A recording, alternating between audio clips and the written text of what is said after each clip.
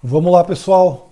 Prosseguindo hoje no nossa jornada de estudos aí no tema do desenvolvimento econômico, segundo os grandes clássicos que estudaram o tema. Eu estou utilizando o livro da Fernanda Cardoso, que trata dos 9 clássicos do desenvolvimento econômico.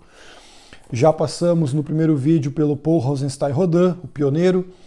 O vídeo anterior foi sobre o economista Hans Singer e agora o terceiro episódio da nossa jornada é o economista que nasceu na Estônia, Ragnar Nurkse, e o círculo vicioso da pobreza, que foi o tema de 2 livros dele publicados depois da Segunda Guerra Mundial, já em 1952 e o outro em 53, que a Fernanda Cardoso se utilizou aqui para fazer o resumo do pensamento e da contribuição do Nurkse.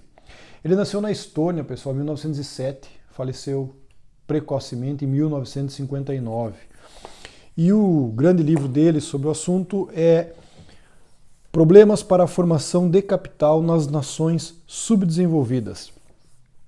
Percebam que nesses anos 40, desde os anos 30 até, vários economistas começaram a se debruçar sobre esse problema da pobreza na maioria dos países do mundo, o que veio a ser chamado aí de subdesenvolvimento. E por isso, então, esse grupo de economistas formaram essa corrente do pensamento econômico conhecida como economistas do desenvolvimento econômico.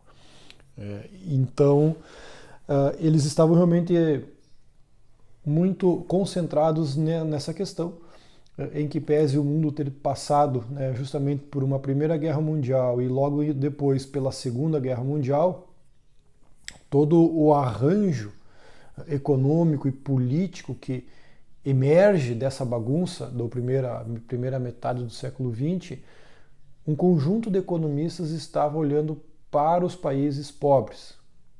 Por que existem aí a maioria dos países do globo são ainda afligidos pela pobreza, enquanto já existem alguns países que realmente já estavam experimentando níveis superiores de riqueza e de renda na sua população. Então, o tema inicial aqui com o Nurkse é realmente a seguinte questão: pobreza ou nações pobres significa simplesmente que são países com baixa intensidade de capital. Países que não conseguem formar capital, porque o capital é a origem realmente desse avanço na riqueza dos países. E o Nurkse vai examinar o porquê que estes países têm dificuldade de fazer a sua formação de capital. Um aspecto muito interessante que o Nurkse coloca já de início, peço desculpa que eu estou enfrentando uma rinite pesada aqui, então, como eu não edito os vídeos, meus vídeos são corridos, gravados sem edição, posso tossir e espirrar aqui durante a gravação. O Nurkse então começa de cara falando que o que determina realmente a riqueza das nações é a formação de capital, ou a intensidade de capital que existe nesses países. E a ausência de capital, portanto, define a pobreza. E nesse tema, nesse estudo do desenvolvimento econômico, ele já percebe e reconhece o seguinte: a formação de capital ela é necessária para o desenvolvimento econômico dos países, porém, ela não é uma condição suficiente. E o que mais precisa para que um país se torne então desenvolvido se só o aporte de capital, ele, embora necessário, pode não ser o suficiente? E ele reconhece que o desenvolvimento econômico, e aqui eu cito o Nurkse, é muito condicionado a peculiaridades humanas, atitudes sociais, políticas e acidentes históricos. Para o progresso, o capital é uma condição necessária, mas não exclusivamente suficiente. Eu achei, diria assim, genial essa abordagem dele, que me lembrou até o Nassim Taleb, com a questão da aleatoriedade. O desenvolvimento econômico é, por muitas razões, também condicionado a acidentes históricos, ele vai dizer. Então, quer dizer, eu posso parar, pensar, examinar tudo isso e me concentrar na análise dos fatores econômicos do desenvolvimento econômico, trabalho do economista, né? Sobretudo ali nos anos 40 e 50, mas isso realmente mostra que pode não ser realmente suficiente. Então, méritos do NURCS que de cara já aborda isso, em que pese, todavia, ele deixar de lado justamente essa questão e dizer, mas eu vou focar nos fatores econômicos do subdesenvolvimento. Então, tem aqui uma lacuna importante que não pode ser negligenciada, mas ele acaba, assim como todos os demais economistas do desenvolvimento, negligenciando isso e concentrando a sua análise em fatores meramente econômicos. Então, assim ele vai começar a falar sobre o círculo vicioso da pobreza, que ele tem uma frase famosa que é: um país é pobre porque é pobre. Ou seja, causa e consequência aqui não apenas se confundem, mas se retroalimentam. E é uma espécie de que os países subdesenvolvidos estão armadilhados na pobreza e, sendo pobres, portanto, permanecem pobres. NURCS faz uma análise do ser pobre por lado da oferta e por lado da demanda. Dito de outro modo, pelo lado da oferta significa que ser pobre é uma questão de baixa disponibilidade de capital, e pelo lado da demanda é uma baixa demanda por capital, ou no que o Keynes chamou de propensão a investir. Nos países pobres não existe um empresariado propenso a investir, assim como também não existe um aporte, uma oferta de capital disponível que permita você investir. Então não tem oferta de capital e do outro lado não tem propensão do empresariado para investir. Não tem um espírito animal do empreendedor ali, pujante, latente para utilizar um capital disponível, que, aliás, nem está disponível. Então tem duas armadilhas montadas do lado da oferta e da demanda que impedem que esses países pobres deem o passo para o desenvolvimento. Então, a própria dimensão do mercado nesses países subdesenvolvidos é uma dimensão pequena, é um mercado pequeno, são pobres, não tem capital, não tem empresariado propenso a investir, o mercado é limitado, os países pobres ficam armadilhados nessa condição de pobreza. Aí então a frase simplória, mas não deixa de ser correta dele, que é: um país é pobre porque é pobre. E bom, como sair dessa armadilha? Se sem aplicação de capital não tem expansão da dimensão do mercado interno, como sair dessa armadilha se não tem aplicação de capital, não tem empresariado disposto a investir e o próprio mercado é pequeno? Bom, a saída do NURCS é citar o Paul Rosenstein-Rodin, primeiro economista do desenvolvimento econômico, tratado aqui no livro, que a gente tem um vídeo anterior, 2 vídeos anteriores sobre ele. Paul Rosenstein-Rodin, que é o quê? Planejamento estatal para promover a industrialização em bloco desses países subdesenvolvidos. Aí vem o próprio conceito de distrito industrial planejado, incentivado pelo Estado, as cadeias de indústrias que vão ser investidas e planejadas, que, lembrando, né, as externalidades positivas que advêm de um circuito de investimento industrial. Uma empresa demanda de outra, que demanda de outra, que demanda de outra, e você vai criando um distrito industrial de empresas e indústrias interligadas que se alimentam e se retroalimentam mutuamente, gerando então um processo de investimento em capital e expansão da economia. Junto com isso, treinamento de mão de obra, porque esses países pobres têm uma mão de obra por definição desqualificada, então o Estado tem que contribuir com o planejamento de mão de obra, as empresas existentes têm que fazer uma espécie de consórcios para promover conjuntamente meios institucionais e qualificação da mão de obra, de modo que você escape da armadilha de você investir na qualificação do teu funcionário e um tempo depois ele ir para a empresa concorrente e essa empresa concorrente se beneficiar de todo o investimento na mão de obra que você fez no seu funcionário. Então, espécie de Senai, lembramos aí, né? Espécies de Senai, como existe aqui no Brasil, está lá no Paul Rosenstein-Rodin nos anos 40. E, lembrando Rodin ainda, a origem do capital, do financiamento externo. Então, Para sair da armadilha da pobreza, o próprio Nurse vai citar, olha, lá a teoria lá do desenvolvimento equilibrado, do crescimento equilibrado do Rosenstein-Rodin, ela é uma sugestão que nos resta. Então, qual é que é a grande conclusão, já aqui com o Nurse, o terceiro pioneiro do desenvolvimento que a gente chega? Eles têm uma convicção de que o livre mercado é incapaz de promover o desenvolvimento econômico desses países atrasados. Esses países precisam do papel do Estado, intervindo, planejando, organizando, conduzindo, financiando, investindo, criando um arranjo institucional favorável ao progresso econômico e industrial, portanto, destes países. Então, essa aqui é uma grande conclusão que esses economistas do desenvolvimento e que definem um núcleo, com certeza, central desses economistas, que é a crença otimista do virtuosismo do papel do Estado. Aliás, eles acabam nem relacionando nenhuma crítica, nenhum risco de como que políticos, burocratas podem capturar o Estado e transformar essa intervenção do Estado na economia realmente numa catástrofe, como aconteceu em muitos países, inclusive no Brasil. Talvez, sobretudo, no Brasil.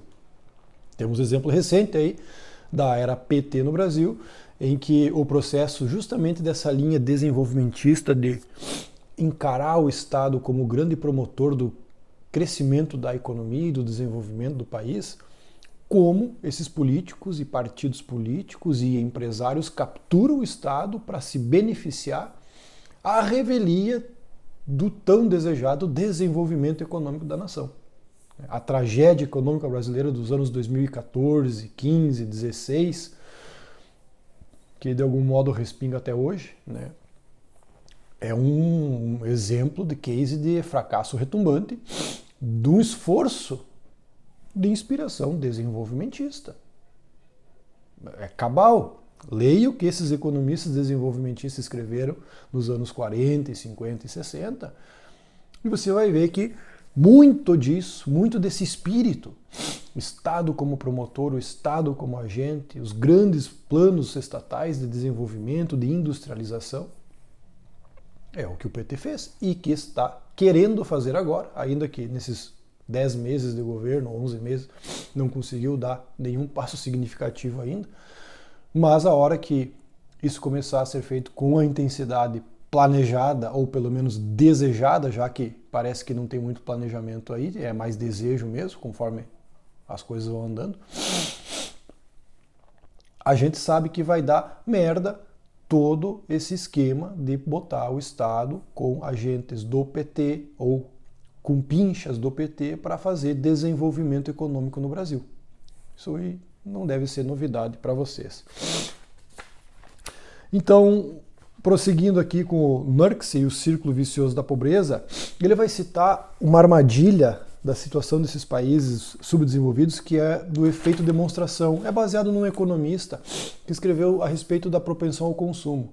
Que diz assim, olha, mesmo se investirem, vier aporte de capital externo, então mesmo se a gente fizer aquilo que o Rosenstein-Rodin mostrava que tinha que fazer, tem um grande risco embutido aí, que se nós aumentar a renda desses países pobres, assim como acontece com indivíduos, pode haver uma propensão ao consumo de bens de luxo, bens supérfluos e, portanto, desincentivando a poupança. Então, um aumento da renda nos países pobres, ele pode ser ainda assim uma armadilha, porque vai haver um aumento do consumo de bens superiores e não necessariamente uma formação de poupança que permita novos investimentos em produtividade, que resulte, portanto, em mais crescimento econômico e formação de capital. Isso é o que ele chamou de efeito demonstração. É uma espécie de armadilha. Tu aumenta a renda da população pobre, ao invés de ter mais poupança para investir e aprimorar os métodos de produção, não, vai haver consumo de bens supérfluos, ou consumos de bens de luxo, bens superiores. Portanto, segundo Nurse, não favorece o desenvolvimento econômico e o país continuaria refém do subdesenvolvimento. Portanto, o círculo vicioso da pobreza do que Nurse chamou. Ora, Isso pode ser pior ainda, porque à medida que esse aumento da renda aumenta o consumo, vai impactar nas importações, né? Os países, as nações pobres vão importar mais bens de luxo, etc e tal. E isso vai estourar lá no balanço de pagamentos das contas nacionais com o mundo. Então vai ter um excesso de importação, vai estourar esse balanço de pagamentos aí, porque é muita importação de bens de luxo. Ora, uma sugestão hipotética, teórica aqui é o seguinte: ora, restrinja as importações dos bens de luxo. Então, vai ficar aí a população com uma renda maior e vai ter uma limitação de importação aí, evitando esse problema. Mas o NURCS vai dizer, não adianta, porque dentro da economia interna vai haver, então, investimentos por parte do empresariado em produzir esses bens de luxos que favorecem só o consumo, e não o investimento. Bom, aí parece que o próprio NURCS tem um problema com bens complexos, com bens de luxo, com bens ditos supérfluos. Bom, porque ele tem isso, eu não sei, mas fica essa questão. No fim das contas, encaminhando para o fim aqui, ao defender que países, né, outros países investam no país, financiam, não adianta, os países ficam realmente armadilhados, não vai ter desenvolvimento econômico. A grande solução, portanto, dada pelo NURCS é a seguinte: uma nação subdesenvolvida precisa de, abro aspas, grandes esforços internos, fecho aspas, para se desenvolver. Grandes esforços internos. É isso que ele fala. E o que significa que uma nação tem que ter grandes esforços internos e não depender do capital estrangeiro, de doações estrangeiras e de financiamento estrangeiro? Grandes esforços internos para NURCS significa, ora, planejamento estatal, investimento estatal, ele vai dizer coalizão social em prol desse programa do desenvolvimento do país, uma consciência nacional desperta para essa questão, a conscientização, a aliança com o empresariado nacional, e ele vai falar, vejam bem, algumas virtudes que tem que estar aí nesse contexto para que o desenvolvimento de fato aconteça.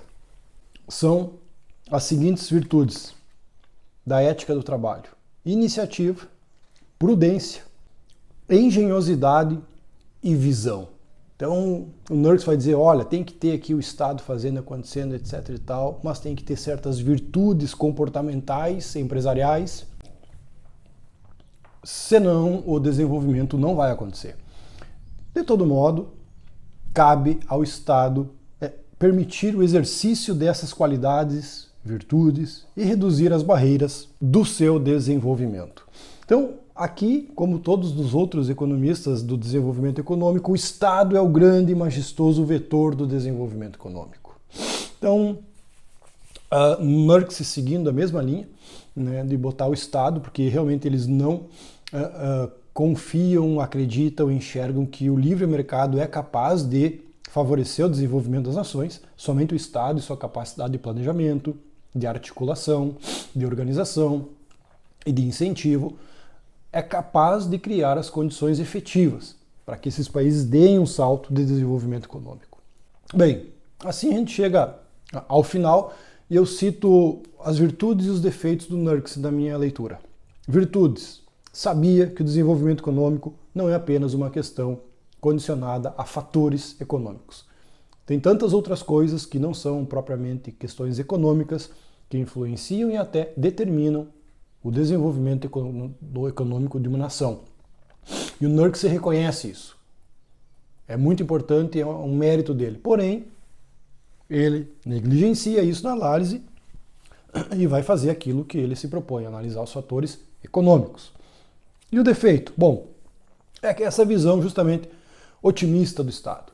Estado planejador, Estado articulador, Estado incentivador, e as coisas vão acontecer da melhor forma possível, sem nenhuma visão crítica dos agentes que compõem o Estado e que podem ser altamente corruptos, altamente influenciáveis, etc. e tal, como o ser humano em geral é condicionado.